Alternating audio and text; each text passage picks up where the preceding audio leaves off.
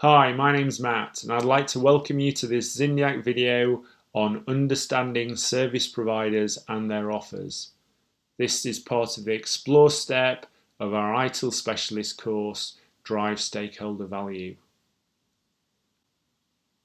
So after we've understood service consumers and their needs, the next step is to identify and evaluate options to source the service. And our two high-level options are internal or external service providers. Now, in some organisations, they have policies that basically state they will either use the internal IT service provider, or the internal IT service provider is the preferred provider of IT-enabled services. That is, if the internal provider can provide it, we will use them. And certainly when quite a few years ago now, when I worked for IBM, that was the case. So IBM had a rule that said that basically said if IBM does it, we're going to use our own stuff. The problem or one of the problems they had with that was at some point in the past, IBM made photocopiers, and they were very big, rather like IBM mainframe computers. They were as big as the room I'm in. They didn't make small photocopiers, but for a while I was there, IBM weren't allowed to buy small photocopiers or small printers. They had to use their big, massive IBM ones, which was a bit inefficient. So that started to change. So that's less common now for those sorts of reasons of, yes, we might do it, but if we don't do it very well, it's actually affecting the rest of the business. So if we do it well. So in many organisations, the IT department's subject to competition. And I would say if you're an internal service provider, you are an IT department, and you think you're not subject to competition, you're almost certainly wrong, because someone somewhere in your organisation is looking at the services you provide and saying, could we get them better, cheaper, faster, more flexible elsewhere? One way or another, we're all under competition. We're all in a competitive state. So there may be numerous service providers to choose from, but choosing a provider can be time consuming. And so that might be your get out causes. If the service you're providing is okay, if it's reasonable value for money, the people looking at it and saying, should we change, might just think it's not worth it. It's fine. It's okay. But be careful, because at any point that could change. It could be, no, actually this is important. And you may or may not, but I certainly go through that with providers for me. So my gas, electricity provider, my broadband provider, TV streaming service providers, those types of things. Often I take out a contract and we'll kind of keep rolling it over for a while. And the reason is it's just not worth the investment of my time. So the amount of time I would have to invest to go out to the market, to search the market, to say, do I change?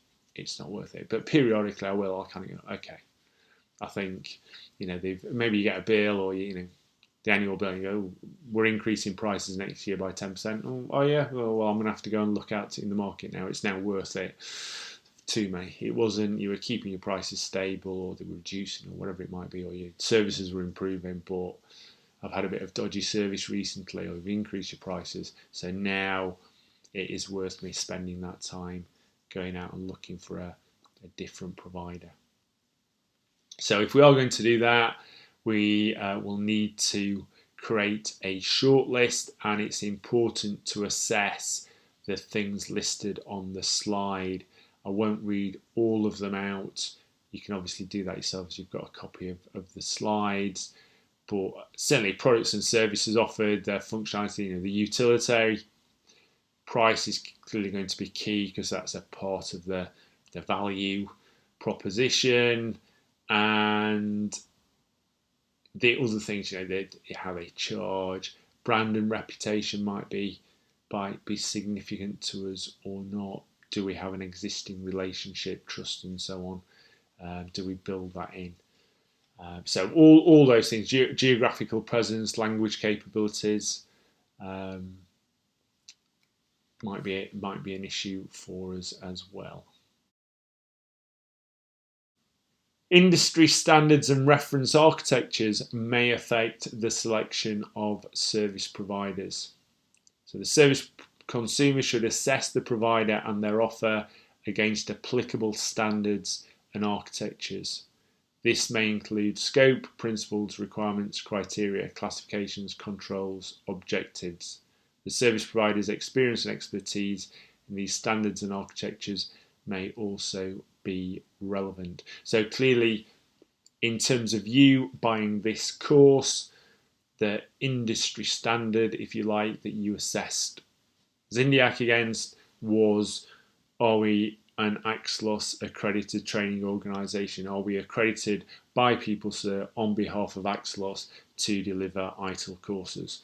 I'm sure you made that assessment. I know on our website we are very keen to emphasise and promote that we are and make it very clear that we are. And when you buy a course from us, you get this course, but you also get a PeopleCert, an official PeopleCert exam voucher as part of the course voucher package, and that's accredited. And whatever you're buying, that will vary. So if you were buying, if you're buying an accessory for your iPhone, you want to make sure it's compatible with your iPhone.